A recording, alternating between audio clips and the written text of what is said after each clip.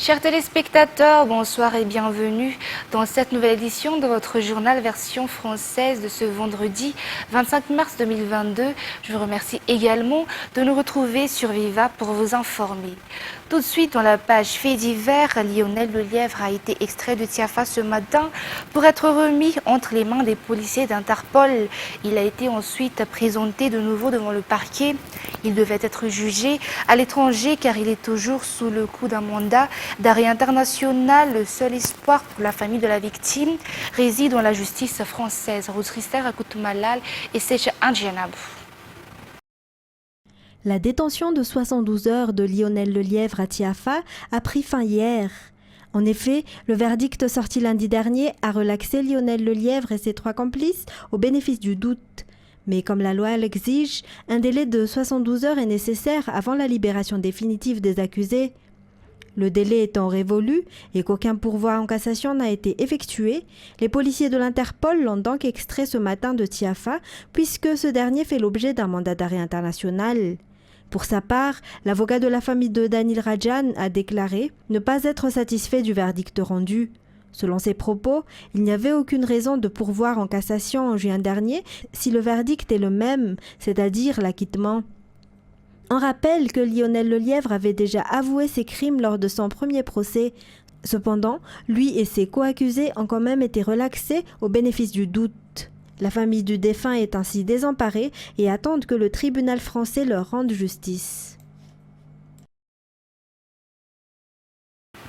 Aux dernières nouvelles, Lionel Lelièvre a de nouveau été transféré à Tiafa après avoir été écouté pendant plusieurs heures. L'on attend donc la suite de cette affaire.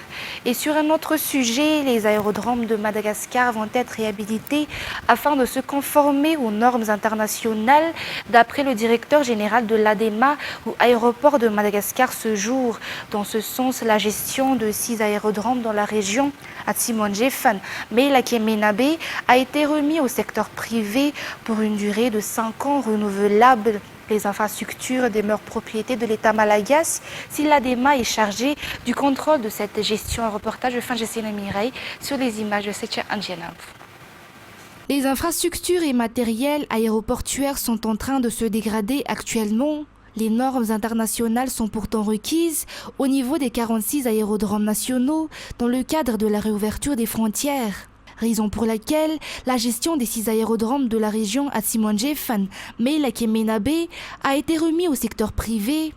Cela a été conclu à travers un contrat renouvelable qui stipule que le secteur privé est désormais en charge de la gestion des aérodromes. Ce dernier devra également trouver des partenaires pour la réhabilitation des aérodromes afin de se conformer aux normes requises.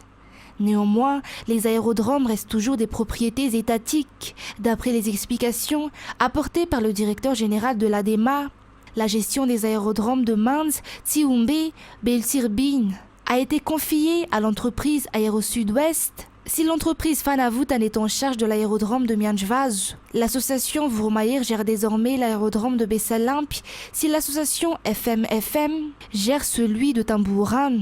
La cérémonie de passation a eu lieu ce jour au siège de l'ADEMA à Ivatu. À titre de rappel, l'année dernière, il a également été décidé que la gestion de 22 aérodromes sera remise au secteur privé et seulement 10 ont été officialisés jusqu'à aujourd'hui. Les travaux de développement devront être renforcés selon les consignes du ministre de l'Intérieur et de la décentralisation ce jour lors de sa visite à Vohimar. Dans ce sens, ce dernier appelle donc tout responsable étatique à être à l'écoute des aspirations de la population afin d'apporter des réels développements. Reportage. Les représentants de l'État doivent se rendre compte de la situation au niveau de la population locale, d'après le ministre de l'Intérieur et de la décentralisation lors de sa visite dans la région Sava ce jour. Les travaux de développement devront être multipliés. Cela inclut l'écoute de la population. L'on ne peut pas résoudre les problèmes locaux si l'on ne se rend pas compte de la situation locale, d'après les propos du ministre de l'Intérieur et de la décentralisation ce jour. L'objectif est l'autonomie financière et administrative des collectivités territoriales afin que ces dernières puissent entamer le développement local. À l'occasion de cette visite à Vohimar, le ministre est descendu dans la commune de Milano, une commune enclavée Difficile d'accès pour marquer le début des travaux de construction du lycée dans cette circonscription afin que les élèves titulaires de BEPC puissent poursuivre les études dans leur localité. La région Sava, avec la collaboration de la commune, est en charge des travaux qui dureront 120 jours d'après les explications. La coopération de Madagascar avec la Banque mondiale dans le secteur de l'eau se poursuit. Cette coopération a été confirmée aujourd'hui lors d'une rencontre entre le ministre de l'eau, de l'assainissement et de l'hygiène et le représentant permanent de la Banque mondiale à Madagascar. De grands projets seront financés par la Banque mondiale pour développer le secteur de l'eau à Madagascar. La Banque mondiale a cessé de financer le secteur de l'eau à Madagascar depuis 15 ans. Maintenant, dans les deux sens, la collaboration s'est améliorée. Ainsi, 220 millions de dollars de la Banque mondiale financeront ce développement de l'eau à travers 2 grands projets, tandis que l'autre projet déjà en cours permettra la construction d'importants pipelines dans le sud de l'île et la modernisation de l'approvisionnement en eau.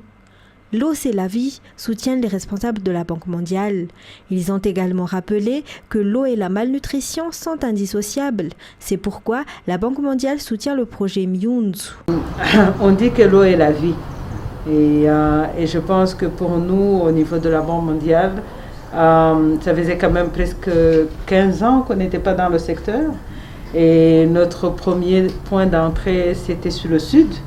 Vous en avez parlé tout à l'heure, donc où nous avons maintenant ce programme Muyinjo qui est à hauteur de 200 millions, dont 50 millions est vraiment sur la question de l'eau, puisque le Sud ne pourra pas sortir de la crise de développement dans laquelle il est sans résoudre la question de l'eau.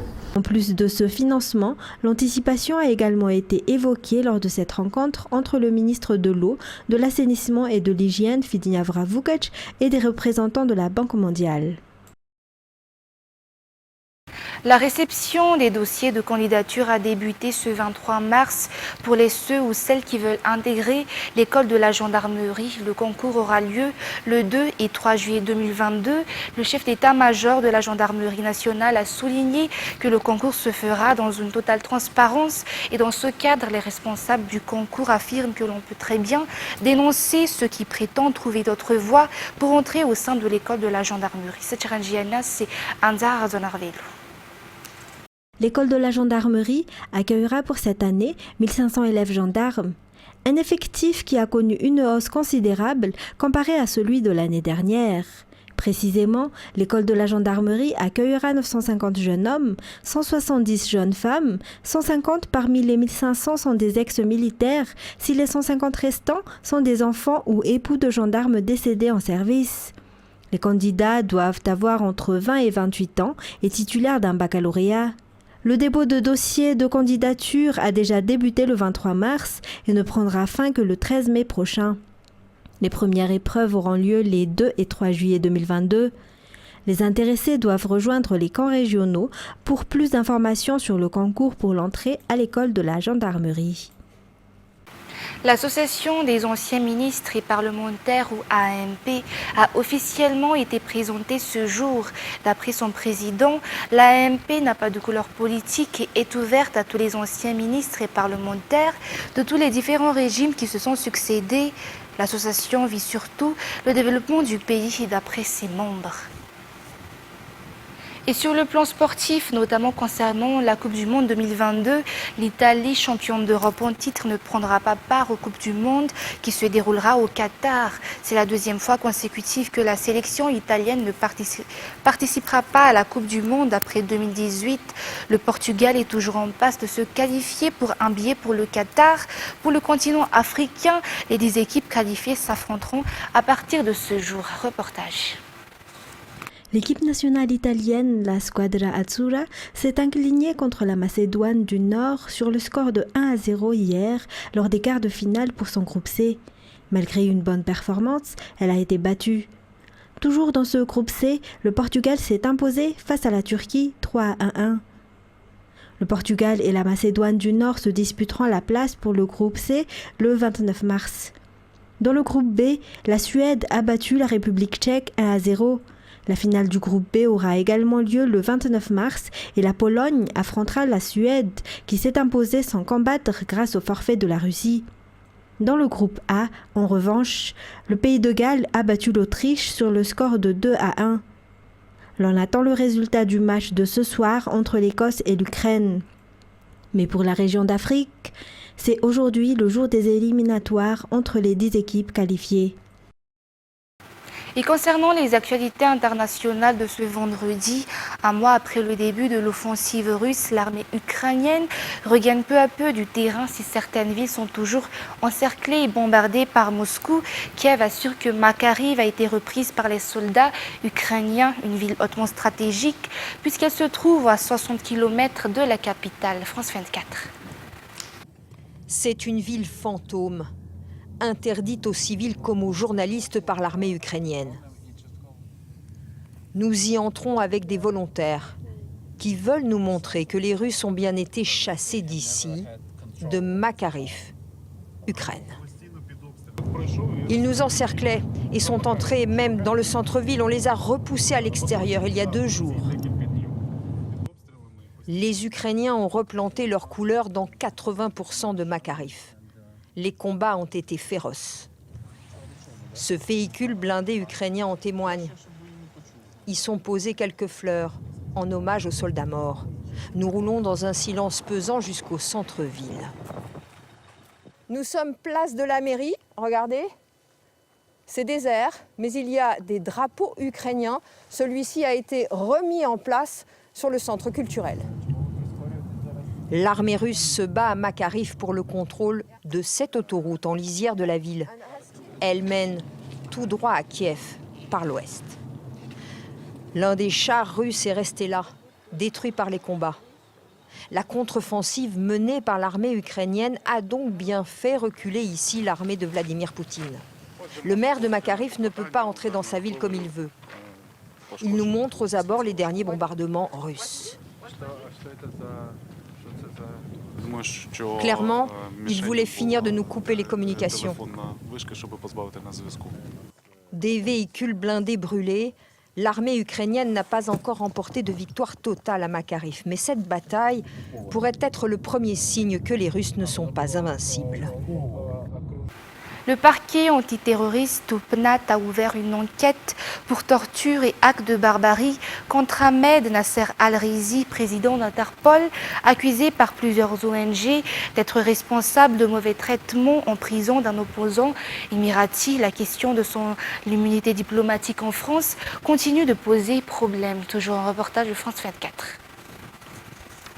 Pour la seconde fois, en l'espace de quelques mois, le patron d'Interpol est visé par une plainte pour torture et actes de barbarie.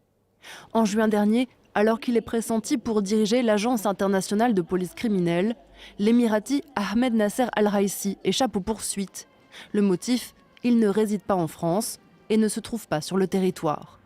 Mais en novembre, avec sa prise de fonction à Interpol, dont le siège est à Lyon, sa présence dans l'Hexagone se confirme.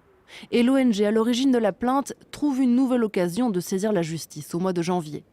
C'est suite à cette plainte que le parquet antiterroriste a cette fois décidé d'ouvrir une enquête. L'ONG Gulf Center for Human Rights accuse Ahmed Nasser Al-Raisi d'être responsable de torture envers Ahmed Mansour. Cet opposant émirati est incarcéré depuis 2017, condamné pour avoir critiqué le pouvoir. Selon l'avocat de l'ONG, si Ahmed Nasser Al-Raisi est reconnu coupable des faits, il ne pourrait plus bénéficier de l'immunité diplomatique que lui procure son titre de président d'Interpol. La Corée du Nord a tiré jeudi 24 mars un missile balistique intercontinental dans la zone maritime économique exclusive du Japon. Le régime brise ainsi ses règles auto-imposées depuis 2017 sur les essais nucléaires et les tests de missiles longue portée. Le tir a immédiatement été condamné par l'ONU. Une réunion du Conseil de sécurité doit se tenir ce jour dans la soirée. Reportage. Les images sont impressionnantes. Elles sont fournies par la télévision d'État nord-coréenne. Le lancement d'un missile balistique intercontinental, mais pas n'importe lequel, un Hwasong-17, surnommé missile monstre.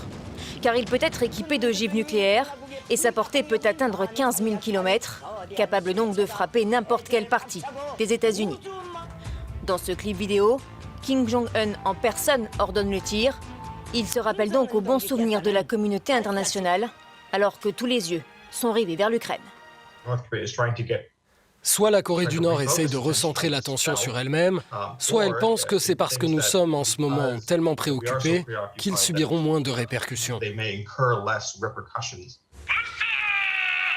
C'est la première fois depuis plus de 4 ans qu'un engin de type balistique est tiré, même si Kim Jong-un n'a jamais arrêté de procéder à des tirs de courte et moyenne portée. Le lancement du missile à longue portée fait courir le risque d'une escalade des tensions importantes dans la région. Le secrétaire général exhorte la Corée du Nord à ne pas entreprendre davantage d'actions contre-productives. Sur la scène internationale, Pyongyang pourrait potentiellement compter sur l'appui de Moscou. La Corée du Nord fait partie des 5 pays à avoir voté contre la résolution de l'ONU condamnant l'agression russe de l'Ukraine. Aussi peut-elle espérer que la Russie s'en souviendra et qu'elle mettra son veto à toute résolution du Conseil de sécurité appelant à de nouvelles sanctions. C'est également avec cette actualité internationale que nous terminons l'édition d'aujourd'hui. Restez sur Viva car tout de suite après cette édition, vous avez rendez-vous avec l'émission Data, suivie du premier film de la soirée Deepwater avec Ben Affleck. Quant à moi, je vous donne rendez-vous pour demain pour des nouvelles actualités.